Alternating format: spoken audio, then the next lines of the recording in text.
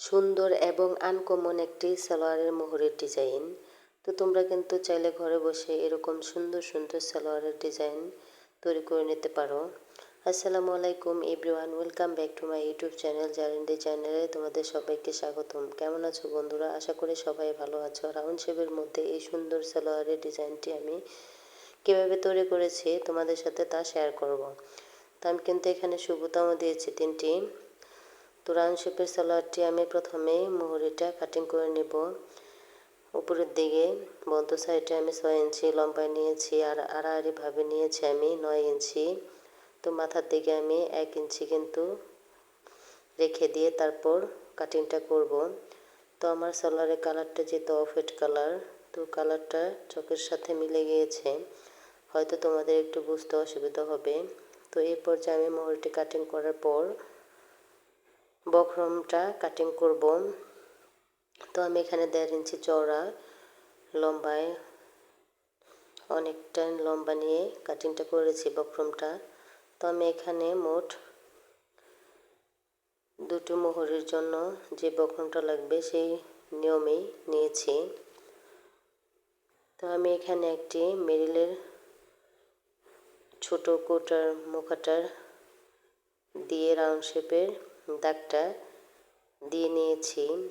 তো তোমরা এখানে খেয়াল করলে বুঝতে পারবে আমি কিন্তু এখানে একটি বক্রমের উপর ড্রয়িংটা করে নিয়েছি, আর একটি বক্রম আমি নিচের দিকে দিয়ে সুন্দরভাবে দুটি বক্রমে কিন্তু একসাথে রাউন্ড শেপের কাটিংটা করে নিলাম। তো আমি এখানে দুটো ভাঁজ দিয়ে মাঝখান বরাবর কাটিং করে এটাকে 4টা করে নিলাম।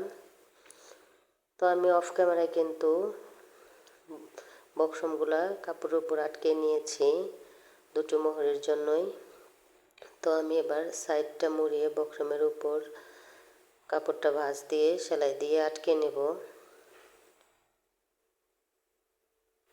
তো আটকানোর পর আমি এটাকে রেখে দিয়ে এরপর আমি নিচের দিকে যে রাউন্ড শেপের কাপড়টা বসাবো সেটা আমি কামিজের সাইডের প্রিন্টের কাপড়টা নিয়েছি।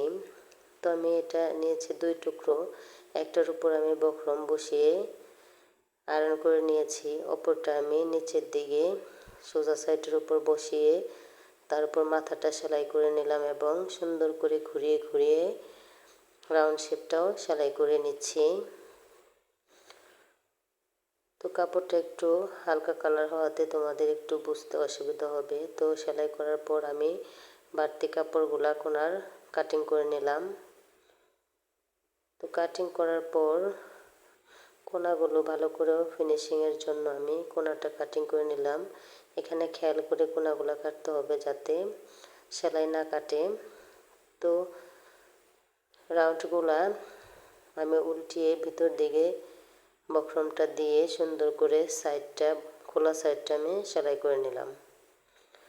তো আমার নিচে রাউন্ড শেপের কাপড়টা আমি রেডি করে নিলাম ডিজাইনটা।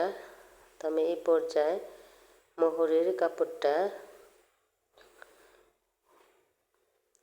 সে ডিজাইনটা আমি এখানে বসিয়ে তারপর রাউন্ড শেপটা সুন্দর করে ঘুরিয়ে সতর্কতার সাথে আমি এই ডিজাইনটাও করে নিচ্ছি। তো কিন্তু এখানে খুব খেয়াল করে সেলাইগুলো করে নেবে তোমরা। তো আমার একটি ডিজাইন কিন্তু সেলাই করা শেষ, আমি অপর সাইডটাতেও রাউন্ড শেপের ডিজাইনটা বসিয়ে নেব। তো আমি এখানে কিন্তু কোনো প্রকার কোনো কিছু দিয়ে আটকে নিইনি, তোমরা কিন্তু চাইলে নতুনরা আলপিন দিয়ে বক্রমের সাথে সালোয়ারের কাপড়টার সাথে আটকে নিতে পারো। আমরা যেহেতু করতে করতে অভ্যস্ত ডিজাইনের কাজ, অনেক সময় আমাদের আটকাতে হয় না, এমনিতেই কাজগুলো আমরা করতে পারি। তো এতটুকু হওয়ার পর আমি এইভাবে এখানকারও বাড়তি কাপড়টাও একই নিয়মে আমি কাটিং করে নেব।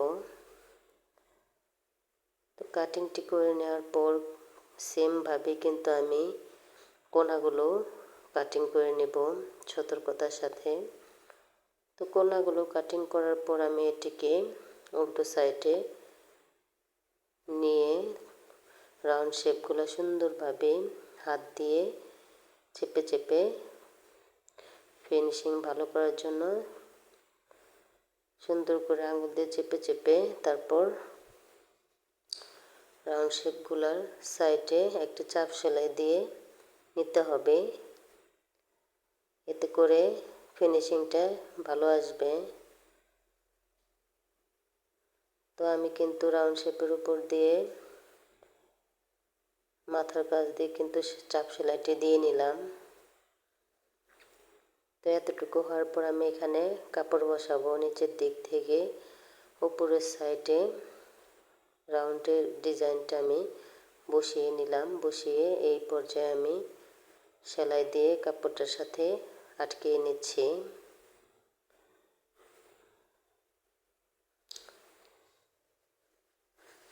তো আটকানোর পরে আমি কিন্তু রাউন্ড শেপের উপরে দিয়ে আরও একটি সেলাই দিয়ে নিয়ে কাপড়টার সাথে ভালোভাবে আটকিয়ে নেব। আমি যে চাপ সেলাই দিয়েছিলাম ওই সেলাইটার উপর দিয়ে কিন্তু সেলাইটা দিতে হবে, তাতে করে বোঝা যাবে না। এই পর্যায়ে সেলাইটি করার পর মাথার সাইডটা আমি ফিনিশিংটা ভালো আসার জন্য সমান করে কাপড়টা কাটিং করে নিলাম। তো কাটিং করার পর উল্টো সাইডে এসে বাড়তি কাপড়টা আমি কাটিং করে ফেলে দিলাম। তো ফেলে দেওয়ার পর আমি যেই রাউন্ড শেপের কামিজের কাপড় দিয়ে ডিজাইনটা তৈরি করে রেখেছিলাম এই কাপড়টা আমি নিচের দিকে দিয়ে তারপর 2 সুতা বা হাফ ইঞ্চি কাপড় বাড়তি রেখে সেলাই দিয়ে নিতে হবে।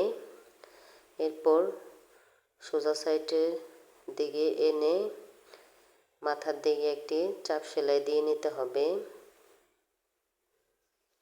তো আমার চ্যানেলে যারা নতুন তারা কিন্তু অবশ্যই সাবস্ক্রাইব করে পাশে থাকবে, অবশ্যই একটি লাইক দিয়ে সম্পূর্ণ ভিডিও দেখতে থাকবে। তো চাপ সেলাইটি দেওয়ার পর এর উপরেও কিন্তু আমি রাউন্ড শেপের উপরেও কিন্তু আরও একটি চাপ সেলাই দিয়ে সালোয়ারের কাপড়টার সাথে আটকে নিচ্ছি ডিজাইনটা।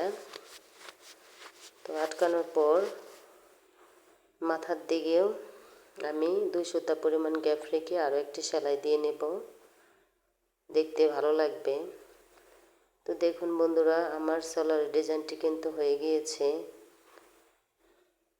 তো কেমন হয়েছে বন্ধুরা অবশ্যই কমেন্টে জানাতে ভুলবেন না। তো সাইডটা মুড়িয়ে নিলাম আমি। তো মুড়িয়ে নেওয়ার পর দেখুন আমার সালোয়ারের ফাইনাল লুকটা। আল্লাহ হাফেজ, থ্যাংক ইউ ফর ওয়াচিং।